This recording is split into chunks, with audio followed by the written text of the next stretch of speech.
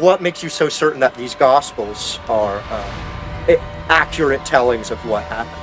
Isso é tão relevante que alienígenas estão preocupados com o tema. Realmente, e se tudo que você acredita sobre Jesus, na verdade, for uma mentira muito bem elaborada? We don't have the original autographs. The original manuscripts are either destroyed or we'll find them someday. Imagine descobrir, por exemplo, que os discípulos fabricaram toda a história por poder e controle. What I'm trying to say is that these are biographies and are based on either eyewitness accounts or oral traditions.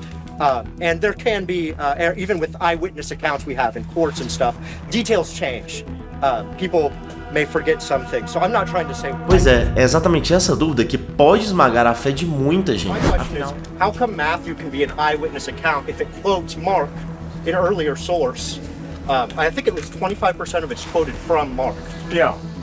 How does that make that an eyewitness account rather than just another biography from the time period? Afinal, por que deveríamos confiar nos relatos desses 4 caras ali que escreveram os evangelhos? Nesse vídeo nós vamos mergulhar fundo nessa questão e para isso eu estudei várias fontes e acabei chegando em 8 testes forenses usados por juízes, detetives e historiadores para desvendar a verdade por trás dos relatos históricos, como por exemplo os relatos bíblicos, produzidos por aqueles que realmente afirmam ter visto Deus encarnado na história, realizando milagres, se proclamando Deus e até ressuscitando dos mortos. O resultado é que as próximas páginas da história podem mudar para sempre a sua visão sobre a fé cristã e talvez até sobre a sua própria vida. Mas ainda eu quero te confessar que o real motivo de eu me esforçar tanto para compartilhar isso com você é que há alguns anos a minha própria fé se abalou diante dessa possibilidade. Como alguém que sempre defendeu que é essencial a gente responder perguntas difíceis, ainda que às vezes não se tenha uma resposta fácil, eu me vi em uma encruzilhada. Eu precisava responder essa pergunta então. Eu não sei você, mas o que eu creio e penso sobre a vida me parece ser o tema mais essencial para ela. Afinal, tudo que eu faço está completamente baseado nisso, e eu tenho certeza que você também, ainda que você não saiba disso. Então, diante dessas perguntas, eu pensei, eu não posso ser leviano igual um monte de gente e simplesmente optar por um caminho intelectual sem investigar a fundo. E precisando investigar as coisas, eu me pergunto como? No direito, na investigação policial forense, na investigação histórica, áreas que lidam com relatos para apurar fatos, esses 8 testes que eu vou fazer aqui são cruciais para verificar a veracidade de um relato. O primeiro teste é o de intenção. A pergunta aqui é crucial. Esses autores do século I tinham realmente a intenção de preservar aquilo que Jesus de fato disse e fez? Lucas nos dá uma pista clara no início do seu evangelho. Ele escreve: tendo, pois, muitos empreendido pôr em ordem a narração dos fatos que entre nós se cumpriram, segundo nos transmitiram os mesmos que os presenciaram desde o princípio e foram ministros da palavra. Pareceu-me também a mim conveniente descrevê-los a ti, ó excelente Teófilo, por sua ordem, havendo-me já informado minuciosamente de tudo desde o princípio, para que conheças a certeza das coisas de que já estás informado. Esse estilo de escrita aqui é extremamente semelhante a outras obras da antiguidade próximas da época dele e que são classificadas como biografias e obras históricas confiáveis. É como se Lucas estivesse dizendo para você, galera, isso aqui é muito sério, eu fiz meu dever de casa. Lucas escreveu claramente sua busca rigorosa por um relato criterioso, histórico e digno de confiança, buscando as fontes realmente primárias daqueles eventos. Mas e os outros evangelhos? Bem, embora não sejam tão explícitos, seu estilo de escrita é muito próximo ao de Lucas em termos de aparente intenção, o que nos leva a entender a sua historicidade. Além disso, observe a simplicidade dos textos bíblicos.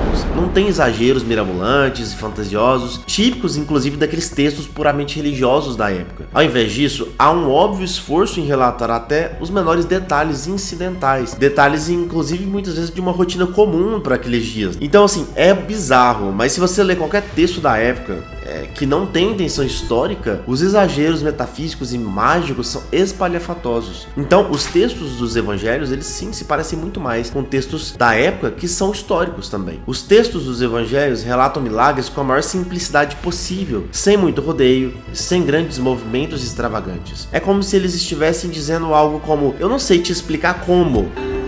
Lazarus, come out! Mas simplesmente aquele cara estava morto, nós vimos isso, e depois ele simplesmente saiu andando de dentro do túmulo da forma que Jesus mandou.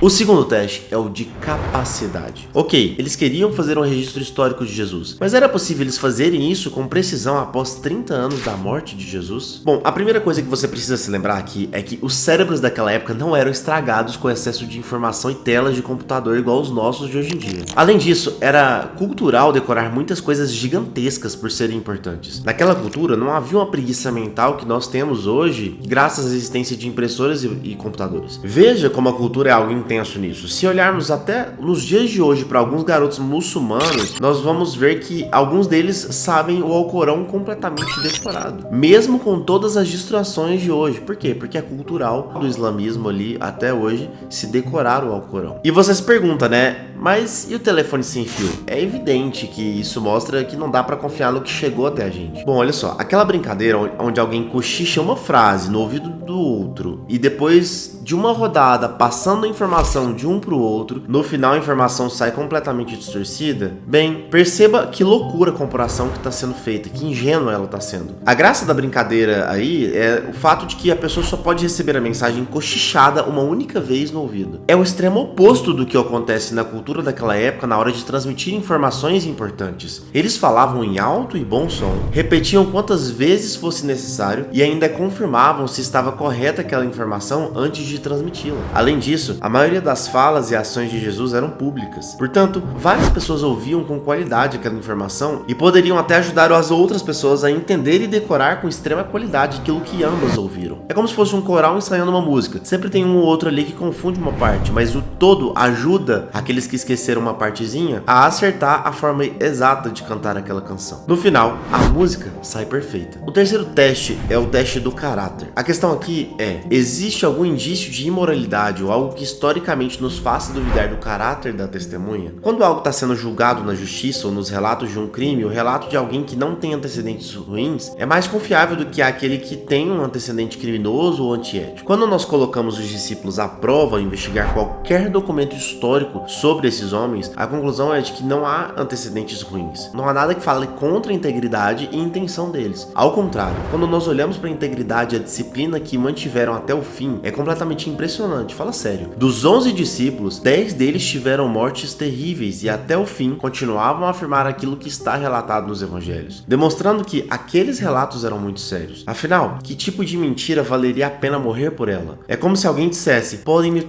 me matar, mas eu sei o que eu vi. O quarto teste é o da harmonia. Tudo bem, são confiáveis do ponto de vista ético, mas será que se confundiram nas informações? Erraram as informações dadas?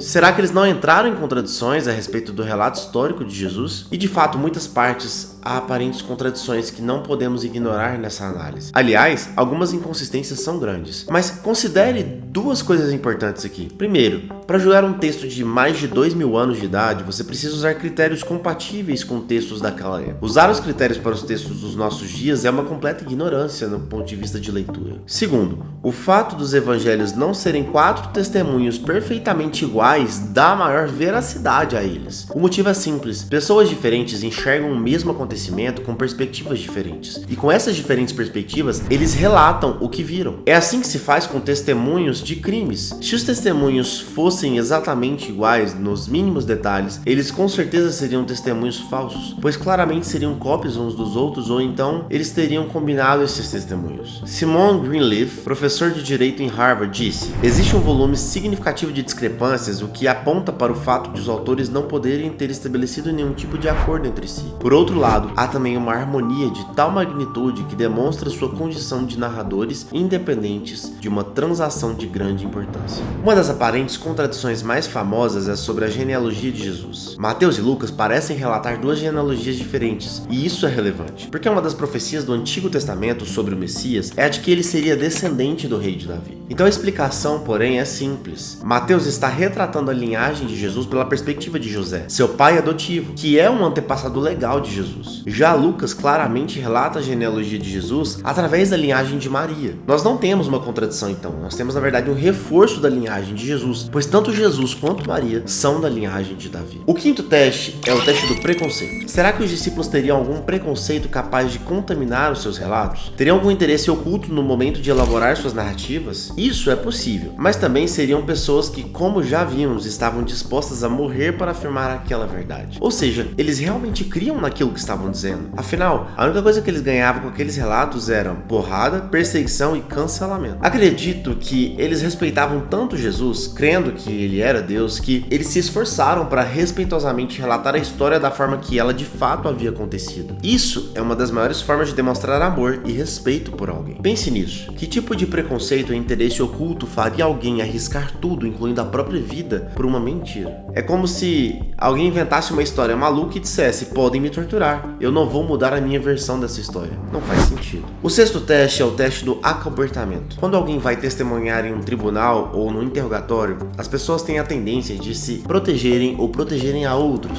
Fazem isso esquecendo convenientemente detalhes bem embaraçosos para os envolvidos ou até difíceis de explicar depois, para evitar a fadiga. Então, um indício de fake news dos discípulos nos evangelhos seria encontrar esse tipo de omissão ou a falta de detalhes embaraçosos. Mas o que acontece é que, quando nós olhamos para os evangelhos, acontece o oposto. A começar pelos ensinamentos de Jesus, que vira e mexe se iniciam através de uma resposta bem dura a uma pergunta feita pelos próprios discípulos, ou até mesmo por aquele que é o autor daquele evangelho. Ou seja, ele está se colocando numa situação de vergonha ali, mas ele relata mesmo assim. Mas o mais marcante é imaginar que alguém que está criando uma religião, ao inventar um homem-deus, relataria trechos em que esse Deus tem poderes limitados, como em Marcos 6,5, onde Jesus diz não poder fazer milagres em Nazaré devido à incredulidade dali. Ou então Marcos em 13,32, onde Jesus diz não saber a data do seu retorno. Seria muito mais conveniente deixar esses relatos de fora. Pense como seria melhor deixar de fora a frase que Jesus diz: Deus meu, por que me abandonastes? Essas frases complicam os relatos a respeito de Jesus, mas claramente não foram evitadas. Isso nos mostra que os escritores dos evangelhos não tentaram de forma alguma acobertar nada do que realmente aconteceu. É como se alguém escrevesse uma biografia de um herói e incluísse momentos em que ele falhou ou teve dúvidas. Isso não faz sentido se você está criando uma figura perfeitamente infalível.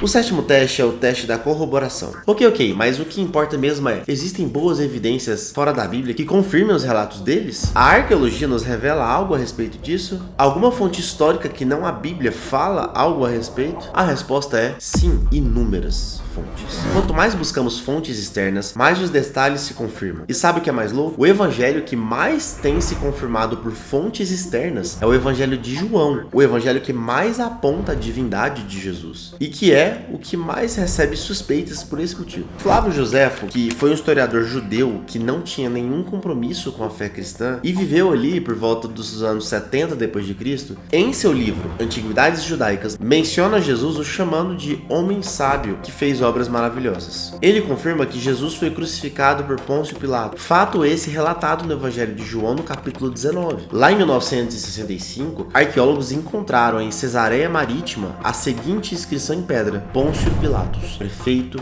da Judéia, o que confirma a historicidade de Pôncio Pilatos, por exemplo. E além disso, nós temos ainda João 4, que relata o encontro de Jesus com a mulher samaritana no Poço de Jacó. Escavações e estudos arqueológicos confirmaram a localização do Poço de Jacó, que era conhecido historicamente pelos samaritanos. Mas tem tanta fonte externa que daria um vídeo só sobre isso. Então, para não perder esse vídeo, você precisa se inscrever. O oitavo e último teste é o testemunho adverso. A pergunta que é: haviam outras testemunhas presentes que poderiam contrapor ou discordar dos fatos narrados? Ou seja, será que alguém mais viu? E se viu, será que alguém apontou que os discípulos estariam mentindo? Bem, motivos haviam aos montes para tentarem contrapor o evangelho. Lembre-se que os cristãos foram perseguidos até no mínimo ali 300 depois de Cristo, mais ou menos. Então, adversários haviam demais. Mas olha o que os oponentes dos cristãos realmente estavam dizendo. Nos escritos judaicos tardios, como forma de crítica a Jesus, há citações o chamando de feiticeiro, pois fazia mágicas. Ou seja, os inimigos de Jesus, aqueles que o crucificaram, queriam ver ele desaparecido da face da terra. Ao invés de dizerem que ele nunca fez milagres, eles confirmam que ele fazia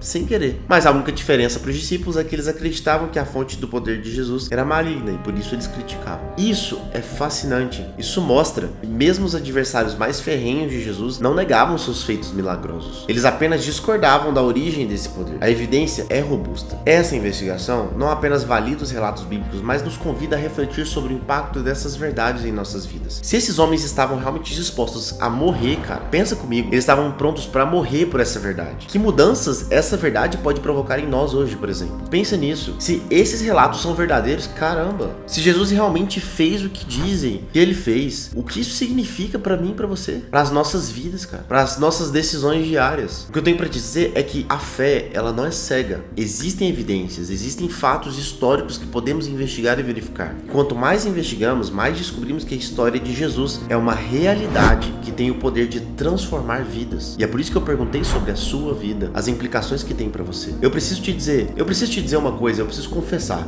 Eu sou cercado no meu dia a dia por pessoas completamente céticas. E eu não sei se é o seu caso também. Mas apesar de muito ceticismo ao meu redor, eu sei que a maioria nunca se aprofundou e talvez nunca se aprofundará de verdade nos fatos e na realidade do evangelho. Eles já tomaram uma decisão errada, mas eles tomaram. Infelizmente, eu fico triste por isso. E eu faço o que eu posso fazer nesse momento. Além de vídeos como esse, eu oro a Deus pela vida deles. Mas e você? Se for questionador e às vezes até meio cético como eu, você vai acabar se perguntando: os discípulos realmente viram Jesus? Não é sobre intenção, sobre capacidade, sobre essas outras coisas. Eles realmente viram. Tem como a gente ter certeza que eles viram Jesus? Bom, se essa é a sua dúvida também, a resposta tá nesse vídeo bem aqui.